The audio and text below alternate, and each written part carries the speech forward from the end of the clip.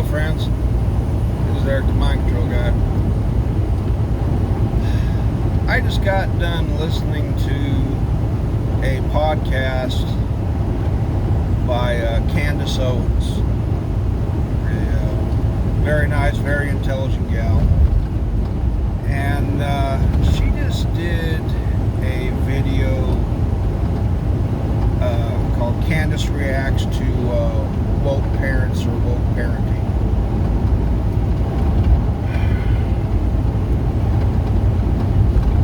Good God. What in the hell? I mean, the stupidity level of some of these so-called parents. And they were just all ridiculous. But the one that got me the worst, I should say. There was this dude, obviously he was a little light in the loafers, fruity pants, whatever you want to call him. And apparently, they got, two guys banging each other up the booty hole, and next thing you know, they're allowed to adopt kids. And this fruitcake,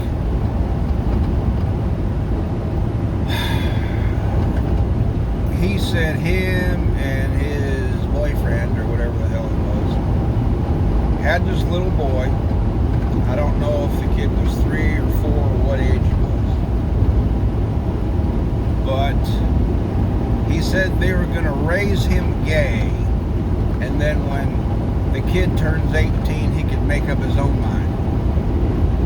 The kid is going to be such a mental case by the time he gets there. It's unreal. But years ago, with like kids, like, for toddlers and nursery rhymes and stuff, they have all these little kid books and nursery rhymes. I mean, folks my age, we grew up on Cat in the Hat and just different things like that. Later, kids grew up with Barney, the Teletubbies, and all these different things, basically for little ones, really little ones. Well, in the last several years, places like out in California, in the schools, the grade schools, they have drag queen hour, where they have these fruitcake drag queens come in there and they're reading to kids, and the parents are all for it. Well, this fruitcake that was on Candace Owens, the thing she made earlier, they show this video of this fruitcake. At first, Candace said that she thought the guy was just goofing, right? Making a skit out of it. He said he was reading to this little boy, his, I guess, adopted kid. Because two guys banging each other up the booty hole ain't going to produce kids. All they're going to produce is more, nasty diseases and infections. But he said he was reading to this little kid a book entitled "The Hips on the Drag Queen Go Swish, Swish, Swish."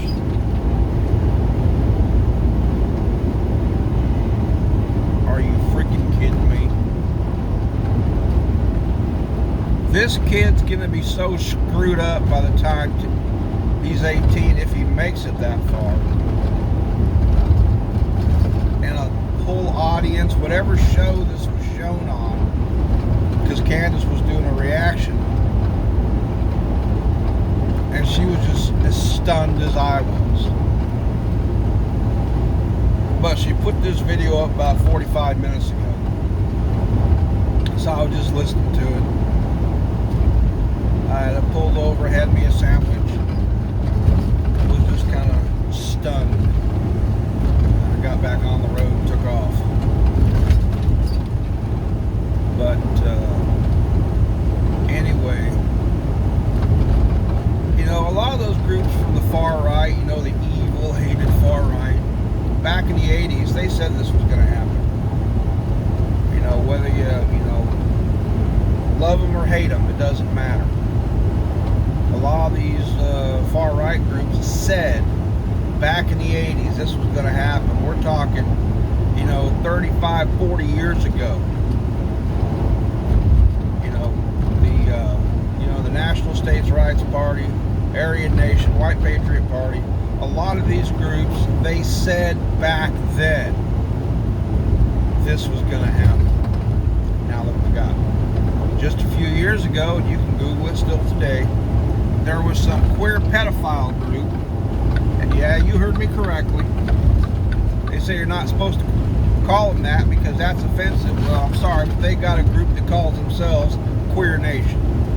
And back in the 90s, a couple of them was in the audience on the show with legendary entertainer Mr. Arsenio Hall.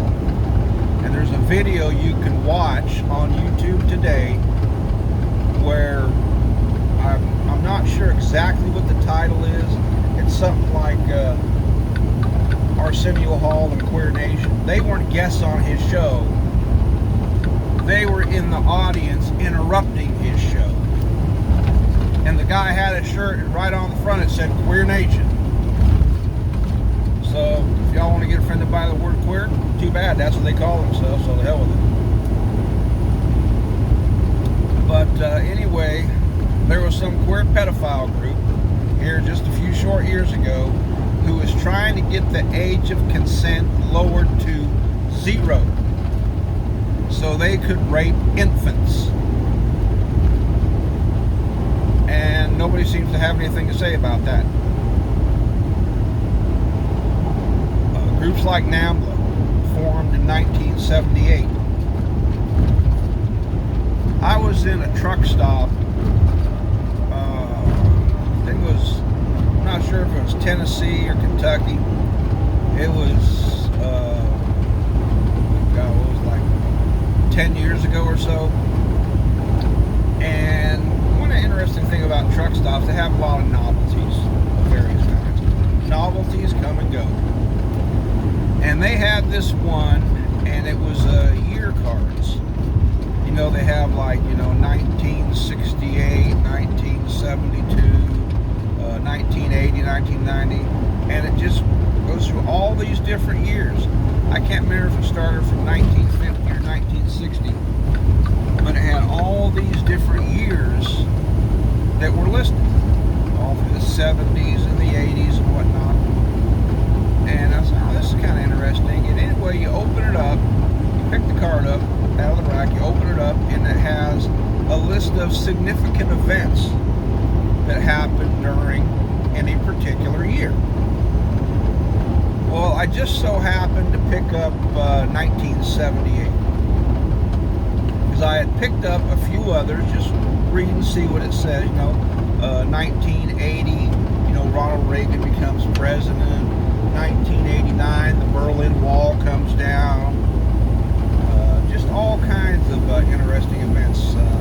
1979, I think one of them was the beginning of the Iran hostage crisis. After picking up some of these different ones, I picked up 1978. And of all things they could have said this was significant,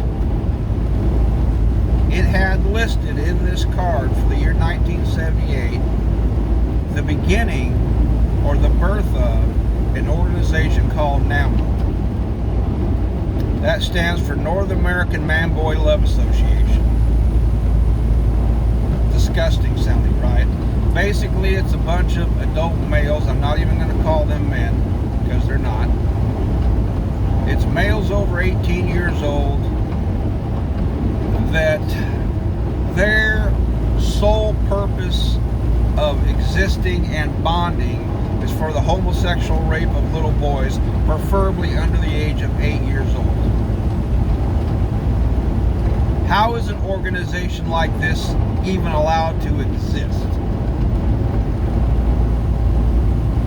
Back in the 90s, I had seen a newspaper that said they were either trying to or they did succeed in getting non-profit status as a charity organization.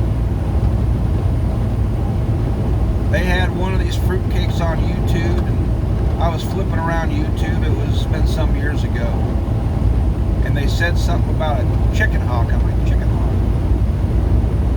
Where have I heard that term before? And somebody was interviewing this guy. He looked like maybe he was in his 40s or early 50s. And he was talking about getting a BJ from a 12-year-old and described it as a religious experience. Dude was getting a BJ from a 12-year-old boy and described it as something like a religious experience. I had to shut off my computer, or there would have probably been a gunshot. I mean, I just couldn't fathom. I mean, I was so disgusted and enraged at the same time that what was stopping the interviewer from mangling this guy? Instead of treating him like, oh, he's like a celebrity, just interviewing somebody of this, oh my God. Absolutely horrifying. But yeah, they promote the homosexual rape of little boys. How can an organization like that be allowed to exist? And just a few short years ago, it was them or another group like them that was trying to get the age of consent lowered to zero so they could rape babies.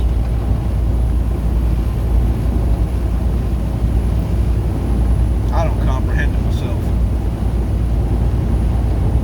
And now they got the fruitcakes in the schools in some places and having drag queen hour. These fruitcakes are now on, these channels. You hear the audience laughing and clapping in the background. And they got these books written as children's books, and people want to laugh it off. There's no laughing matter. There are these books written by these fruitcakes, and they're catered to little kids. Kind of like Dr. Seuss wrote all those books years ago. Cat in the Hat, Green Eggs and Ham, Hop on Pop, catered to little kids. Well, these books are catering to little kids, and people laughing at them thinking it's funny. Why do you think it's funny? I mean, they sell these books on Amazon. Pedophiles writing books catering to little kids, boys and girls.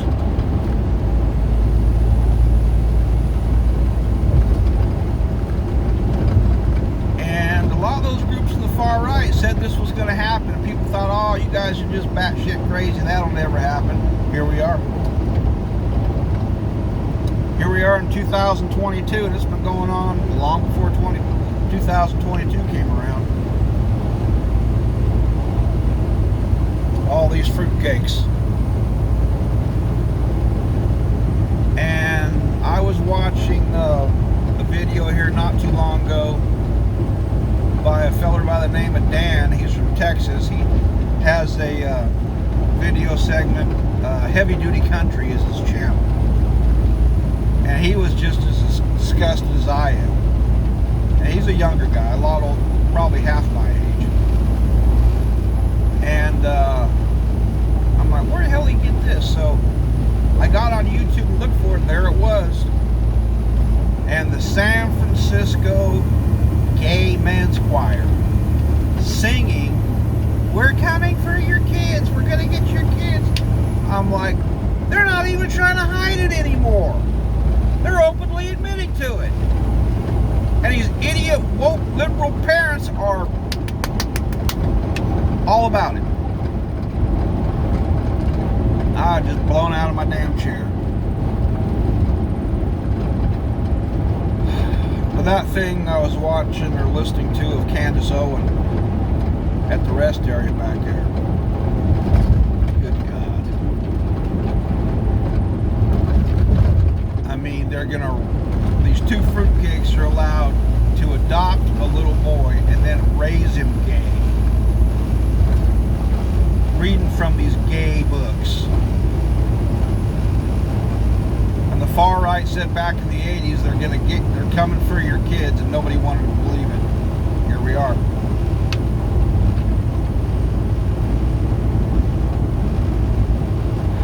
Yeah, they actually have books on Amazon they sell. And people say, oh, it's just a joke. There's nothing funny about it. There's nothing funny about pedophilia. I mean, God, that's horrifying. Horrifying. Hell, you see interviews of people who were subjected to it when they were younger. Nightmare, horror stories. And now you get these individuals trying to make light of it, and you got the fruitcakes out here trying to get the age of consent lowered to 0. Now, if it was a bunch of guys who are over 18 trying to get the age of consent to mess around with little girls, the pitchforks and the torches would come out, and they would need to come out. I think a few machine guns need to come out too. Get the hog pen ready, because after we whack your ass, we're going to pitch your ass over there. You guys want to mess with a bunch of little girls? Your ass deserves to be eaten by the hogs. You need to be thrown in the alligator pit. But because they're a bunch of queers wanting to screw a bunch of little boys in the ass, nobody has anything to say. The liberals and Hollywood and the woke crowd, they're all, here, have my boy.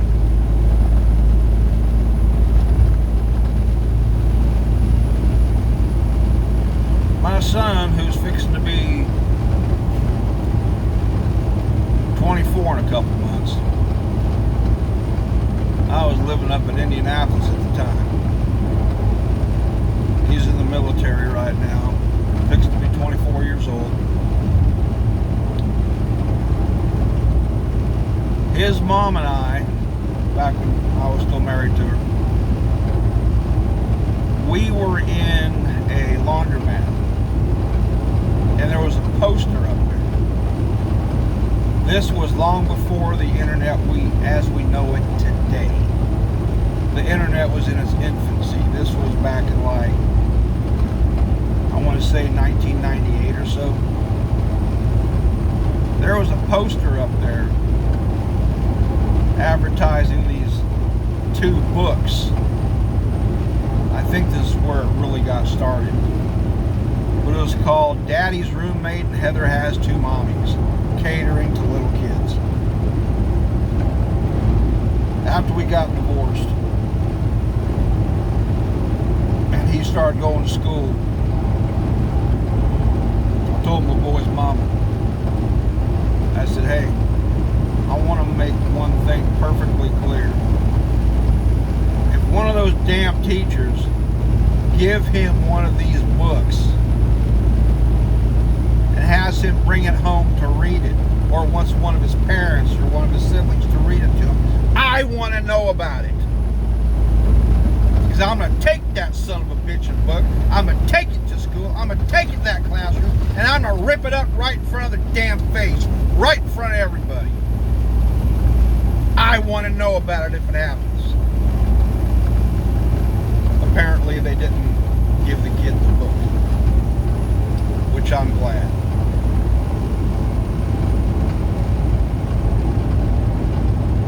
But anyway, I'm like, good God Almighty.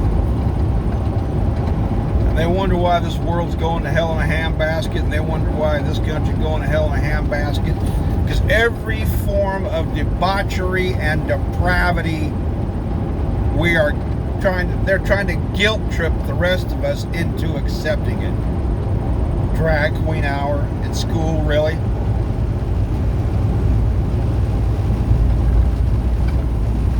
I mean, years ago, back in the 90s, late 90s,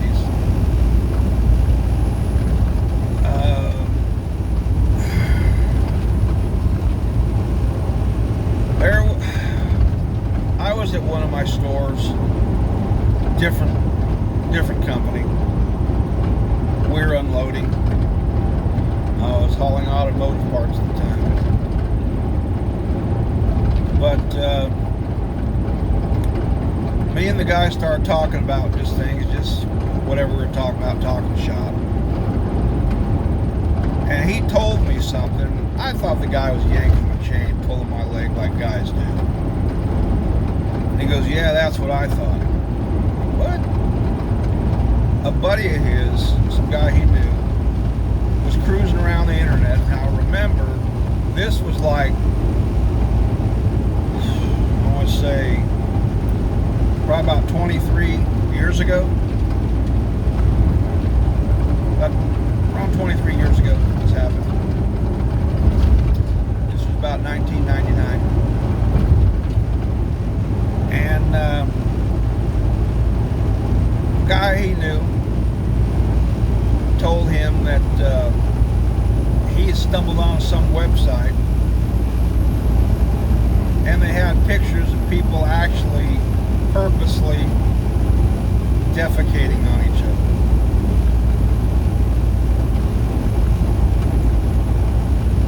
And the guy's like, no way, you're full of it. So come on over, I'll show you.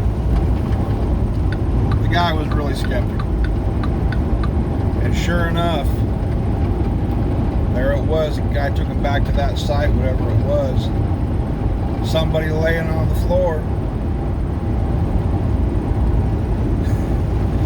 And somebody else just straddled their face and just plopped a big old pile. I'm like, what the hell? So then the guy told me about it. And during the course of this conversation, talked about all kinds of strange things we're finding at the net at that time. I thought the guy was yanking my chain. He went to his locker and brought out the pictures because he was telling people and nobody wanted to believe him. So he went and pulled down the pictures. And in case anybody was skeptical, he'd say, there you go. And he showed me these pictures. I was in shock. I was stunned. And I had a very hard time functioning for about a day and a half. I had a hard time breathing. I couldn't function, or barely function. I made it home and I was an absolute train wreck. And that was just from seeing a picture. Not a video, not film footage, just a picture. And it gave me what they call a brain scar. I couldn't get that image out of my head for about 6 months. And then finally it faded. You know, I try to always focus on something else. You know, listening to, you know, CDs and music and all that kind of stuff, just to get that disgusting image out of my head. And then here, some years back, I stumbled onto a website called the Urban Dictionary. Any form of depravity you could ever imagine. There's a name for it. And it's in the Urban Dictionary. And I never went looking because I don't want, you know, my credit card or debit card or whatever linked to such things. But about 15 or so years ago, on a morning drive show in Indianapolis called the Bob and Tom Show, it's about 15, 16 years ago, a guy who is now retired from radio, Bob Cavoyan, he was one of the people on there, the Bob and Tom Show. He had did a song called, like, I can't remember if it was with a guitar or ukulele or whatever. It was called the Cleveland Steamer. And no, it's not about a steamer. And it's not about a ball team.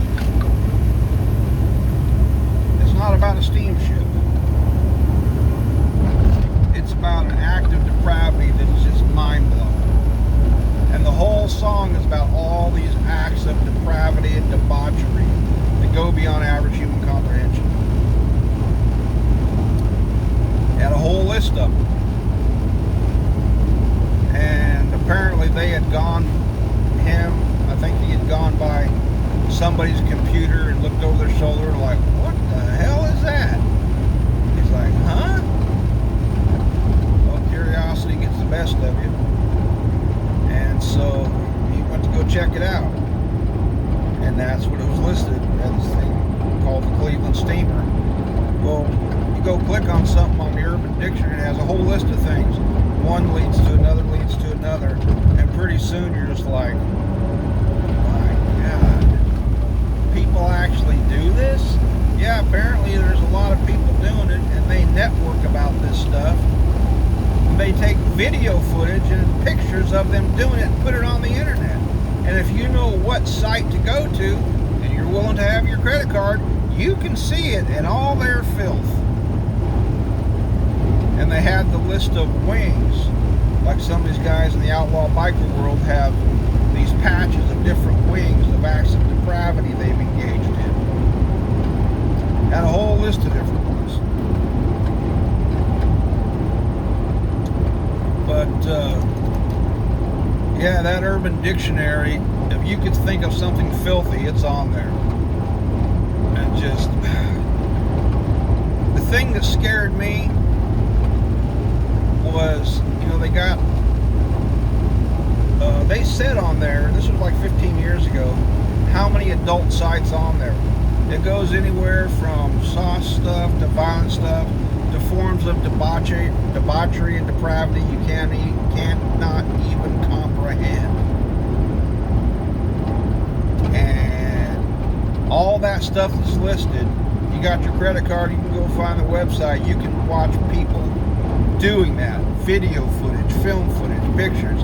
And the thing that scared me about, one of the reasons, for one, I don't want to look at that kind of garbage, and two, the thing that I would find most scary is if you saw somebody you knew, worked with, or worse yet, related to, that was engaging in some of this debauchery. And I'm probably getting long here. It's probably going to cut me off here in a minute or two. But yeah, that song Cleveland Steamer on YouTube, you can listen to it, jot down all the things he says, and go look at it for yourself. It'll mess your head up once you realize what it is. Oh, and the band Limp Bizkit, yeah, you know where they got their name? From an act of extreme debauchery that these gay guys play at their gay parties. It's a game. And that is listed in the Urban Dictionary. Limp Bizkit, Cleveland Steamer, Alabama Hot Pocket, which I can't think of anything more vile than that one. How the great state of Alabama got tagged with that name, I don't know. But anyway, I just wanted to talk about, I just watched that video at the truck at the rest area. Candace Owens was talking about all these reactions, talking about a reaction to all these woke parents. Go check it out. You'll be as disgusted as I am. Thanks for listening.